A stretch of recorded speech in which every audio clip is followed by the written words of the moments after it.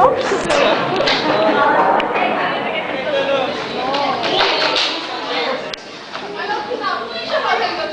que hoje a gente vai realizar um quadro. Ah, só falando que isso não vai dar certo. Como assim, gente? Quadro? O que eu fiz na escola? Escola católica, você tá louco? Vai que Deus faz. Dia 19 de fevereiro de 1986, de 84. Daqui 20 anos a gente vai se encontrar de novo. Ninguém gente, mas pra que essa bobeira? Que coisa infantil! Tá na oitava série, cada um vai seguir seu caminhozinho.